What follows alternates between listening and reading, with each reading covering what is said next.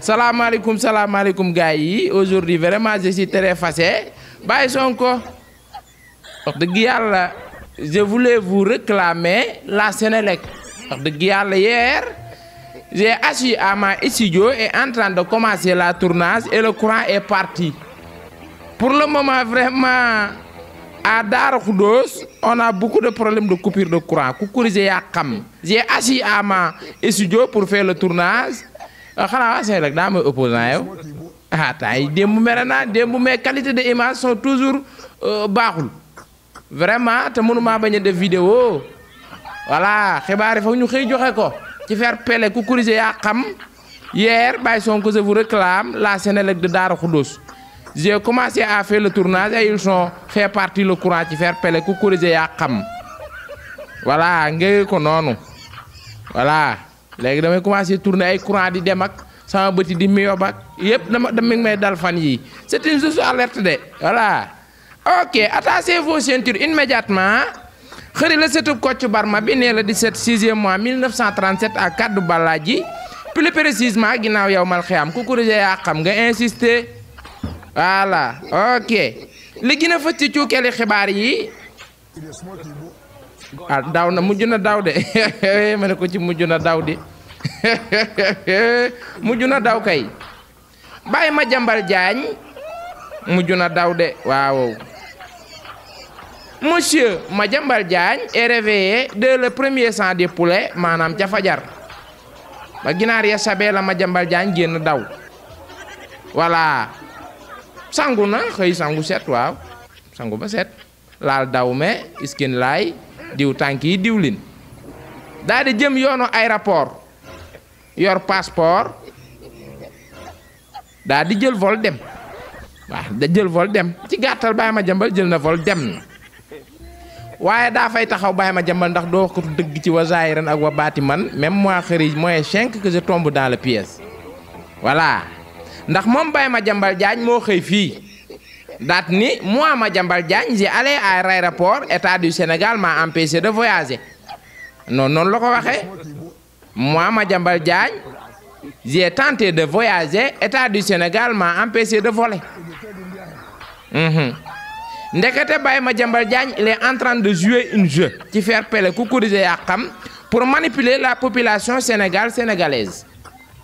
ndekete moom Baye Madiambal Diagne kenn néew ko do tukki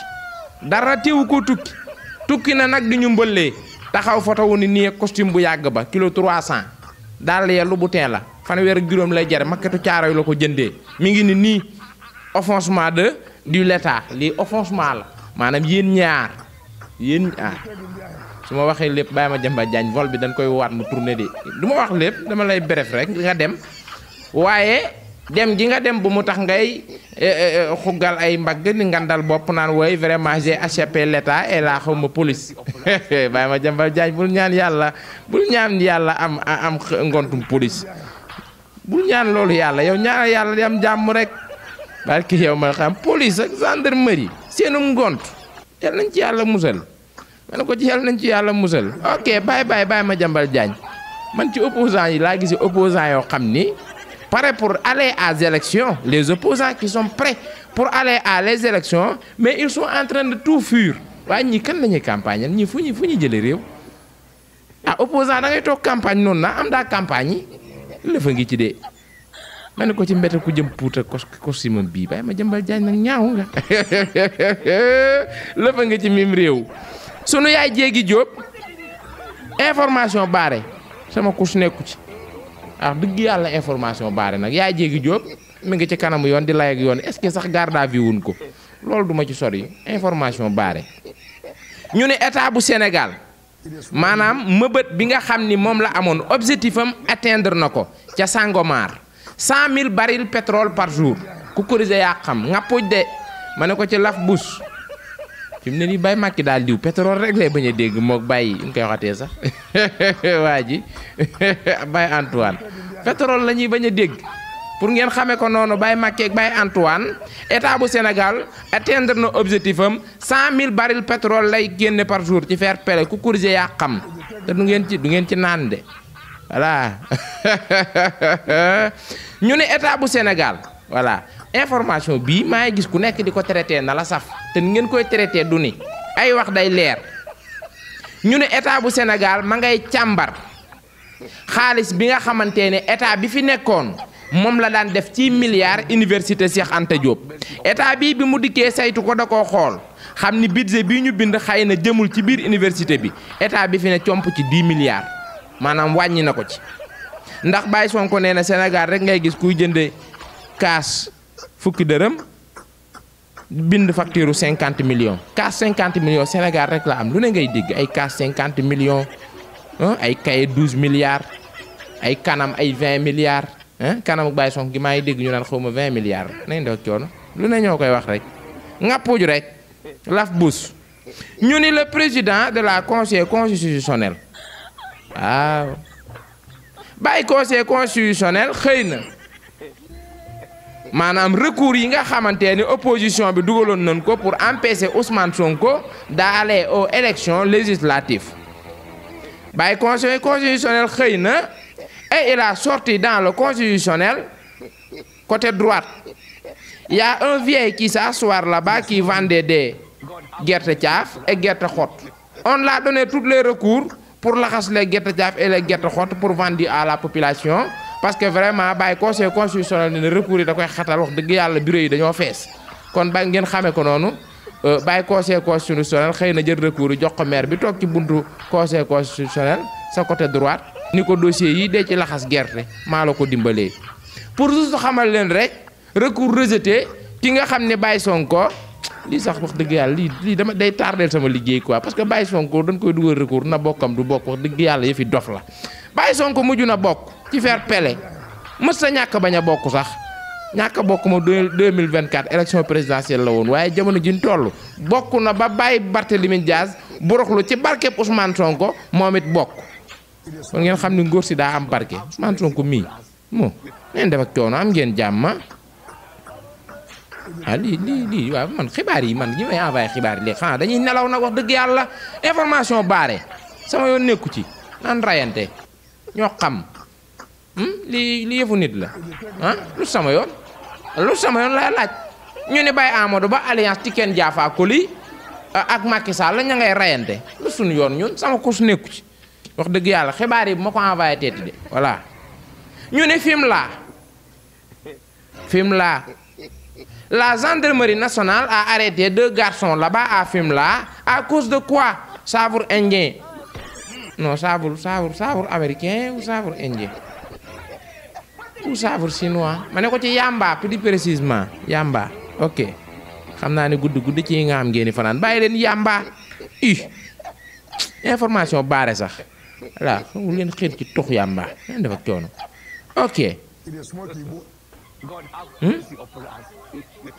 ay damay xool sama information yi di meek duma gis sama bëti neexatul xoo nañ ma nag liggéey nañ ma de maa ngi koy wax sax gun ngeen koy kii waaye gisatu samay bët neexatul de nañ def coono kii kan la jàllaaj ku ne amul da laa jàppul waa lii mënuma koo lire de ma ne ko information rejetée man gisatuma sama bët neexatul de gàllaaj jàpp na ma nag waaw non si gàllaaj jàpp na ma kay gàllaaj jàpp na ma de waaw gisatuma de sama bët neexatul information yi gisatuma ko li may bind léegi dama koy wër est-ce que duñ mujj bàyyi liggéey bi nag man ko est-ce que duñ mujj bàyyi nag waaw gàllaaj ja mooy commencé attaqué de gàllaaj ja mooy commencé attaqué ñëw na sama bëti comme courant day coupé dem ak ñëw voilà sunu yaay Maam Jaara Fam naa def ak coono Maam Jaara Fam mi nga xam ni moom Maam Jaara Fam dafa amoon ay xalaat yu rafet am initiative yu rafet ni man Maam Jaara Fam je vais rejoindre à Pastef pour aider Baye Sonko. Il y a certaines personnes qui sont en train de vivre dans ce pays sont des patriotes ñoo ma xamoon naa ne wëri ñuus leen moom ñii moom wax dëgg yàlla dañoo offensé dëgg ñu ma leen xamoon naa ne wëri parce que nag kii di Maam Jaara Fam xalaat ay xalaat yu rafetam ni man Maam Jaara Fam dinaa jàppale ci état bi nga xam ne mooy état bu Sénégal pour ñu am majorité biir Assemblée nationale am ay quelques personnes yoo xam ni nee nan ko duñ sax ay patriote yi ay fake news la maanaam dañ koy wax naan ay patriote lan waaye patriote dëgg du wax lii ay fake news la du ñuy patriote leer na waa opposition la ñoo koy bind naan moi je suis patriote mais vraiment je ne besoin pas de Mame Dia yow ku loolu besoin loo yow ku la yow tu es citoyen ordinaire comme tout le monde yow booy besoin koy besoin yow li la sant mooy jour vote nga jël sa électeur dem voter Baye Sonko ñu am majorité faire pele ku corriger yaa xam waaye Mame Diarra Fam soxla wuñ ko Pastef parce que génnu bëy la murul taat dàqul woñ lii war nga ko wax Mame Diarra Fam yow Baye Sonko nee na leen bataille politique loterie Congo la képp ku la ëpp nit moo la ëpp doole ci langue politique ni leen yéen population sénégalais rappelez-vous daaw képp yàggul bu ngeen ma bàyyi woo nag bàyyi Macky Sall kon ba tey ci ŋaam laay fanaan kon mbooloo mooy doole amul benn doomu aadama boo xam ne day ñëw bëgg a intégrer parti bi nga xamante ne mooy Pastef ñu koy atte ñàkkal amul ñun majorité la ñu bëgg nuñ ko mën a amee baax na man Sonko su ma doon jinne jour élection yi carte yi waay Baye Sonko li mu wax sax daa doy waay nee na man Baye Sonko bu ma doon jinne jour élection yi sio boo ubbi rek Baye Sonko voilà kon ngeen xam ni élection yi dafa am fu ñu ko teg ñun ngeen di empêcher kuy bokk ku dul bokk la porte ouvre astafurlah man France laay war di làkk waaye français facile laay làkk la porte est ouverte ku corriger yaa xam lii la Baye Sonko xëy woote ku mën a bokk ñëwal nga bokk ndax politique loterie Congo la encore une fois chers compatriotes sénégalais li ma leen di conseillé mooy engagement sensibilisation et détermination lii la Baye Sonko woote ku corriger yaa xam te nee na lii mooy tax ñu am majorité nee na élection yii nag damaa bëgg ngeen jël seen cuukeel yëngal ko muy mbalax maanaam ngeen xalaat ki nga xam ni moo di ndongoloo ndax am na lu mu waxan ku naagu daagu te ku daagu ñu rombale élection yi course la Baye Sonko nee na liste yi bari na candidat yi bari na moyen d'infraction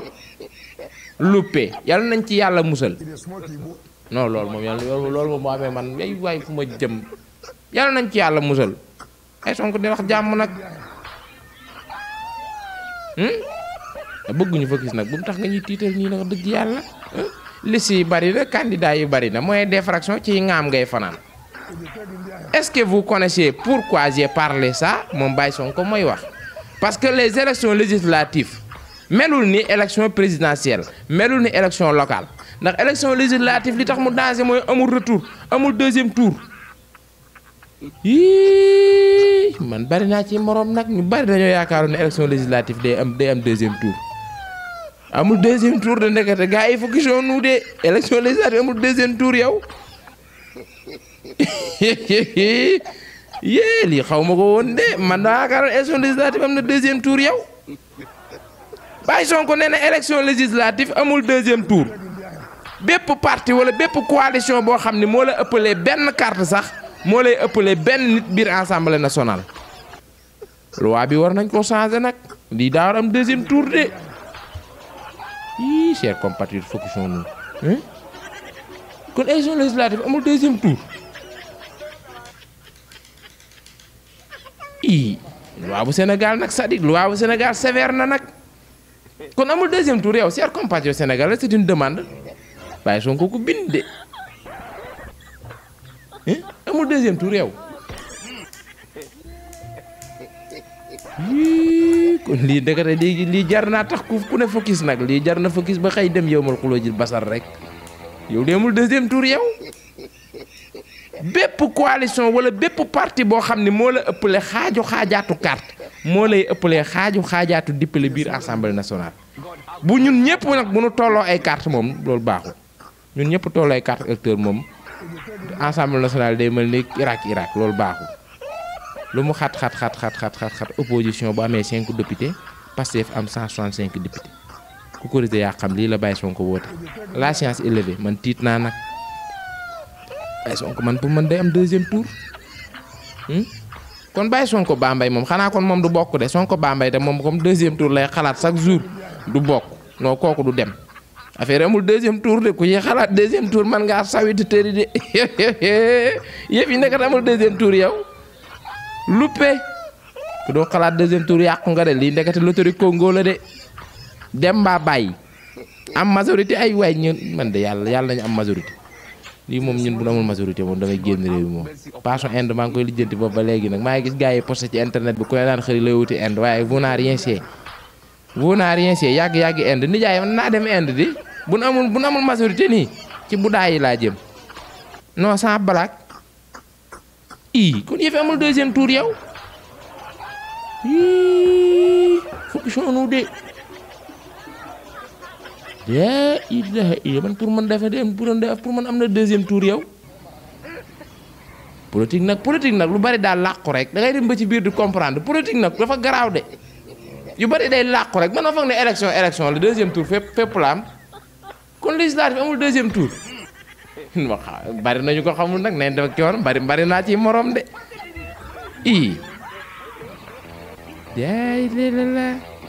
renforcement de focus ma ne ko ci focus plus amul deuxième tour de ni mu demee ci carte yi rek noonu lay demee ensemble maa la ëppale benn carte maa la ëppale benn nit maa la ëppale ñaari carte maa la ëppale ñaari nit aw may carte aw ma député yàlla bu ngeen ami carte waa opposition yàlla bu ngeen ami carte yàlla ngeen jël ndaare jour élection yi yàlla na population bi ñëpp rek am détournement de politique générale rek ñëw voter carte yi bàyyi Sonko yàlla nañ dem ba jour élection yi yéen waa opposition yi ñëpp ngeen pitim kay seeni bët yàqu du ngeen gis carte yi di jël enveloppe di ci sol bàyyi Sonko di roof ci kees yi yàlla waa opposition yàlla na ngeen woteel bàyyi Sonko yéen candidat yi seen bopp yàlla ngeen woteel Ousmane Sonko bàyyi Sonko Bambey ak ñoom ñëpp bàyyi Macky Sall yar na ñëw ba war a wote rek bët bi pitim du gis mu jël carte bàyyi Sonko ni ko dagaj ci kees gi waa opposition ci boppam yàlla na woteel Ousmane Sonko voilà comme amul deuxième tour moom gassa voilà waa opposition yàlla nañ woteel bàyyi Sonko ci wa zaahiran ak wa baati man ko kuré yaa xam yàlla nañ xëy rek Macky Sall jël carte gi war a dugal boppam rek dugal bàyyi Sonko bët yëpp yàqu ba élection yi jeex bët yi soog a nekkaat en jour ko kuré yaa xam mais politique a ngi bëgg a métti nag politique a ngi bëgg a métti de kon yëf yi amul deuxième tour jour élection yi yàlla na ma yàlla def jinne jour élection yi may dugg di voter rek dugg ci bureau yi di voter rek di sol ci carte yi bàyyi Sonko rek dugal ci kees gi jour élection yàlla maa la ñaan jour élection yàlla nag ma def jinne jour élection yi may dugg ci biir kees yi laa lay wax ni di soppali ko ay carte di doon bàyyi Sonko voilà ban voté ba pare ma soo ko nekkaat nit moom lu ko waaye nu maay mën a def ban am majorité rek yàlla maa ñaan jour élection yi yàlla naa doon yambu dàq opposant yi buñ voté yàlla maa ñaan jour élection yàlla nag ma def yambu rek may soppali ko yambu di attaqué opposant yi ñu bañ a voté déet gatsa kay lii kay comme amul deuxième tour nu waaye jour yàlla maa lay ñaan nag ma def gaynde gu soxor mooy xëy di dàq ay ñoom Barthélémy Dias ay Baye Macky Sall ay Anta Babacar Ngom jour élection yi yàlla nag ma def siiru rek xëy dugg ci polaay Anta Babacar Ngom yi lekk ci yëpp ba nga xam ne yu tala voté ji non kii kay ko amul deuxième tour nu waaye def baax na ñaan leen yéen yàlla def leen ay dinosaure jour kii bi yow jour élection législative yi ngeen soppali ko ay dinosaure dugg ci population bi di leen napp pour ñu voteel bàyyi Sonko la science élevée.